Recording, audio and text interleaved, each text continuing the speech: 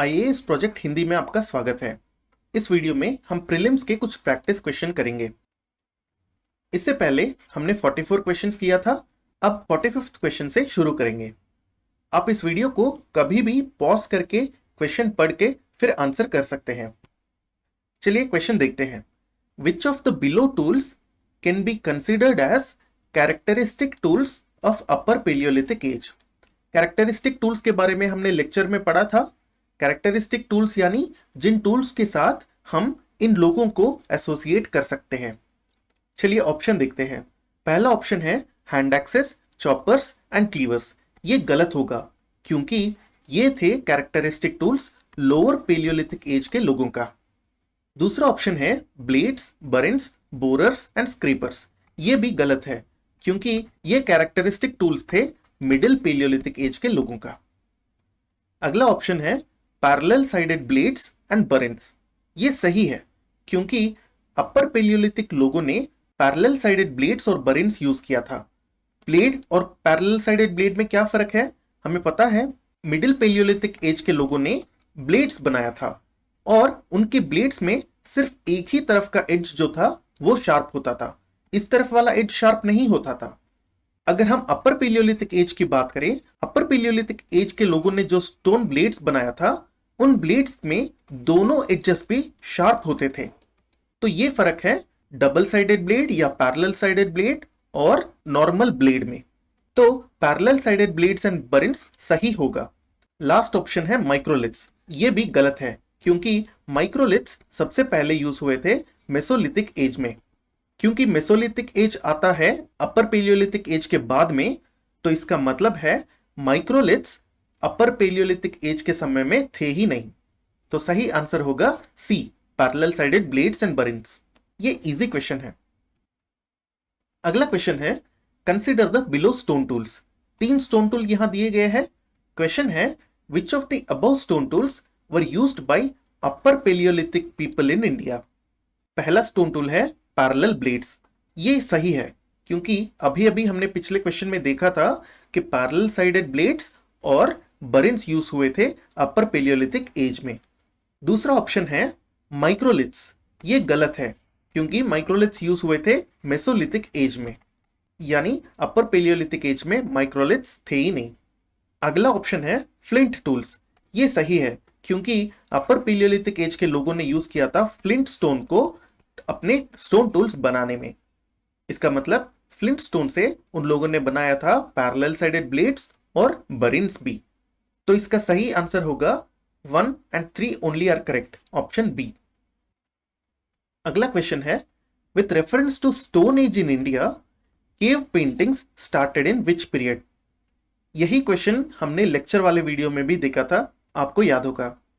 तो इसका आंसर है अपर पेलियोलिथिक एज, क्योंकि इंडिया में अगर देखें सबसे पुराने केव पेंटिंग्स हमें मिलते हैं भीमबेटका से, जो कि मध्य प्रदेश में है।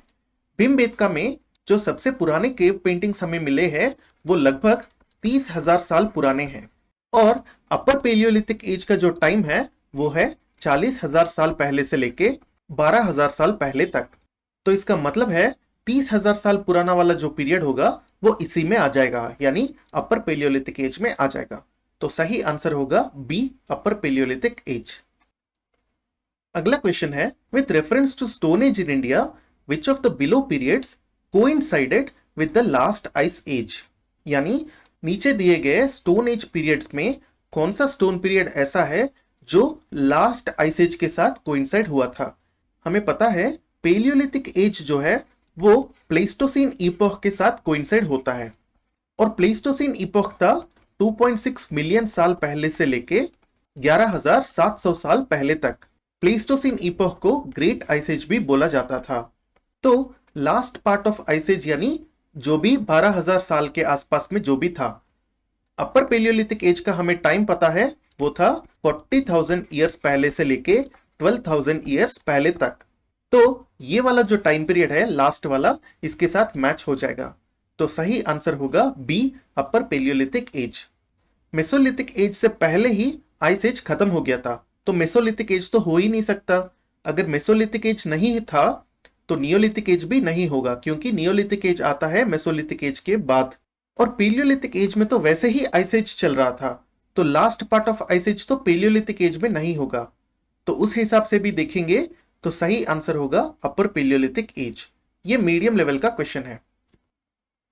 अगला क्वेश्चन है, new type of stone tools made in upper palaeolithic age were made from. यहां पे आपको ध्यान देना होगा new type of stone tools के बारे में। चलिए ऑप्शन देखते हैं। प्रीपेड स्टोन कोर्स, ये गलत है क्योंकि सबसे पहले प्रीपेड स्टोन कोर्स को यूज किया गया था लोअर पेलियोलिथिक एज में।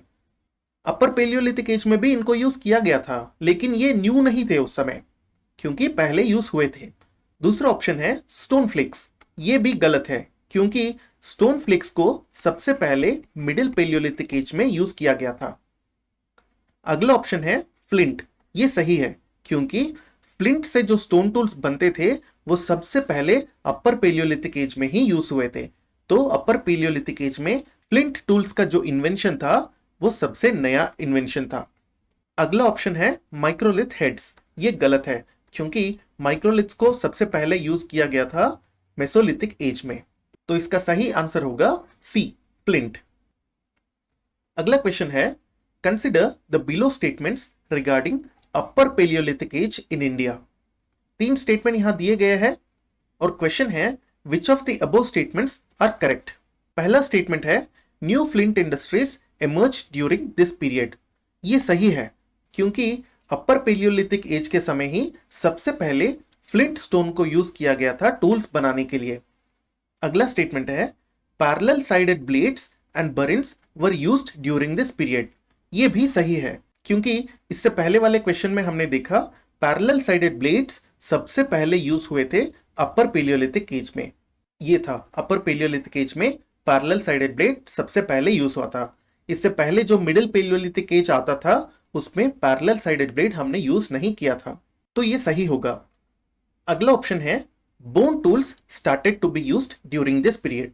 ये भी सही है, बोन टूल्स सबसे पहले अपर पेलियोलिथिक एज में ही यूज हुए थे। तो इसका सही आंसर होगा 1, 2 and 3 are correct, option D. अगला क्वेश्चन है upper palaeolithic age people in India used flint stone tools. Consider the below statements regarding flint. Flint के बारे में यहां पे 3 स्टेटमेंट दिए गए हैं और क्वेश्चन है which of the above statements are correct. पहला स्टेटमेंट है flint is a metamorphic rock.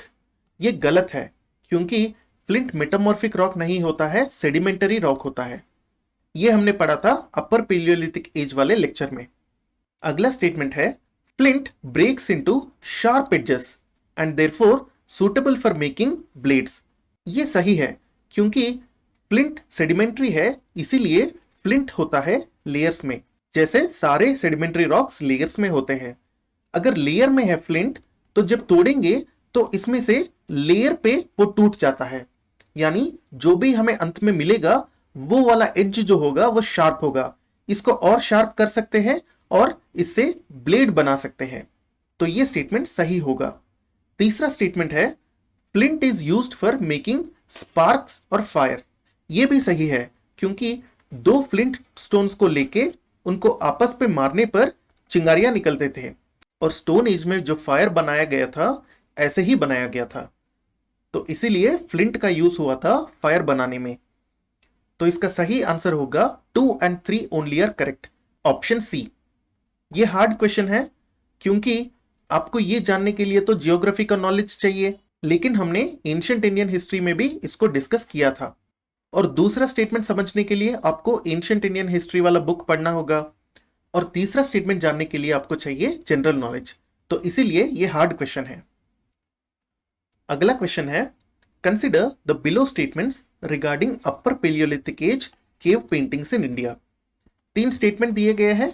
Question है which of the above statements are correct.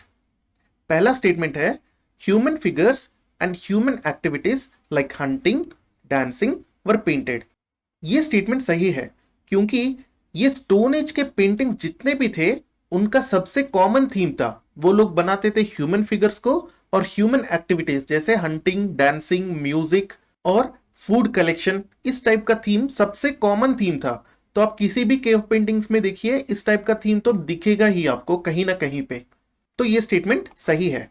दूसरा स्टेटमेंट है humans were painted as stick like figures. ये भी सही है, क्योंकि हमने मेसोलिथिक एज वाले जो वीडियो लेक्चर था उसमें एक फोटो देखा था भीमबेटका केव पेंटिंग्स का। उसमें ह्यूमंस को कुछ इस तरह से पेंट किया गया था, और इसको बोलेंगे हम स्टिक लाइक फिगर। यानी इसके अंदर पेंट नहीं होता है, सिर्फ लाइन से ऐसे ड्रॉ किया जाता है। ये सब लाइन ही है, सिर्फ अंदर कुछ पेंट नहीं किया गया है। तो ये वाला स्टेटमेंट सही होगा, humans were painted as stick like figures. Please ये टर्म आप याद रखिए, प्रीलिम्स में इस टाइप के क्वेश्चंस आ सकते हैं। अगला स्टेटमेंट है Bhimbetka rock shelters have upper paleolithic paintings. ये भी सही है, क्योंकि सबसे पुराना जो केव पेंटिंग इंडिया में मिला है वो भीमबेटका से ही मिला है। और भीमबेटका में जो सबसे पुराना पेंटिंग है वो लगभग 30,000 साल पुराना पेंटिंग है। 30,000 साल यानी ये आता है अपर पेलियोलिथिक एज में। तो इसीलिए तीसरा स्टेटमेंट भी सही होगा। तो इसका सही आंसर है 1, 2 and 3 are correct, option D. अगला क्वेश्चन है consider the below statements regarding Toba super volcano. Toba super volcano के बारे में 3 स्टेटमेंट यहां दिए गए हैं, और क्वेश्चन है which of the above statements are correct. पहला स्टेटमेंट है it last erupted about 74,000 years ago. ये सही है, क्योंकि तोबा सुपर वॉल्केनो का जो एरप्शन हुआ था वो 72,000 बीसीई में हुआ था। बीसीई यानी बिफोर कॉमन एरा। इसका मतलब है 74,000 साल पहले। देखिए 74,000 ईयर्स अगो जो है इसको ऐसे भी लिख सकते हैं 74,000 बीपी। बीपी यानी बिफोर प्रेजेंट। और यहां पे अबाउट दिया गया है क्योंकि साइंटिस्ट को ये वाला एग्जैक्ट डेट तो आज भी पता नहीं है, तो प्लस या माइनस 4,000 साल तो चलता है। यानी जैसे 70,000 से लेके 80,000 साल पुराना मान सकते हैं। ये वाला स्टेटमेंट सही है। अगला स्टेटमेंट है तोबा volcano is located in Java island of Indonesia. ये फैक्चुअल स्टेटमेंट है, ये गलत है, क्योंकि ये जावा आइलैंड में नहीं है, सुमात्रा आइलैंड पे है। तीसरा स्टेटमेंट है its site is now occupied by lake Toba which is a caldera lake. इसमें 2 स्टेटमेंट है, एक तो तोबा सुपर वॉल्केनो के जगह पे आज लेक तोबा है, और दूसरा लेक तोबा जो है वो कैल्डेरा लेक है। ये दोनों ही सही है, क्योंकि तोबा सुपर वॉल्केनो का जब एरप्शन हुआ था नीचे जितना भी मैग्मा था मैग्मा चैम्बर में वो सब एक बार में बाहर आ गया था। तो एक्सप्लोजन के बाद जो भी ऊपर था वो सब नीचे मैग्मा चैम्बर जो खाली हुआ उसमें गिर गया। यानी इससे पहले तो कुछ ऐसा था। अब क्या हो गया, मैग्मा चैम्बर एम्प्टी होने के बाद यहां पे एक डिप्रेशन जैसा बन गया। इस डिप्रेशन को हम बोलते हैं जियोग्राफी में कैल्डेरा। और धीरे धीरे ये हुआ कि इसमें रेन वाटर आके जमा हो गया, तो अब क्या बन गया, ये लेक बन गया। इस लेक को आज बोलते हैं हम लेक तोबा, और ये लेक तोबा कैल्डेरा में है, तो इसीलिए लेक तोबा को कैल्डेरा लेक भी बोलते हैं। यहां आप देख सकते हैं एक समय पे जो वॉल्केनो था आज लेक कैसे बन गया। तो ये वाला स्टेटमेंट सही होगा। तो इसका आंसर होगा 1 and 3 only are correct, option B. ये हार्ड लेवल क्वेश्चन है क्योंकि आपको जियोग्राफी का नॉलेज भी चाहिए। अगर आपने 9 में से 9 क्वेश्चन सही किए बहुत अच्छा है, इसका मतलब है कि आप लेक्चर्स को अच्छे से फॉलो कर रहे हैं। अगर आपने 5 या कम क्वेश्चन किया 9 में से, प्लीज वापस जाइए लेक्चर्स पे और वो देख के फिर से ये वाले क्वेश्चंस अटेम्प्ट कर सकते हैं। आप इस प्रेजेंटेशन को हमारे टेलीग्राम चैनल पे डाउनलोड कर सकते हैं। अगर आपको ये वीडियो इंग्लिश में देखना है तो IAS प्रोजेक्ट यूट्यूब चैनल पे देख सकते हैं। Please like and subscribe. Thank you.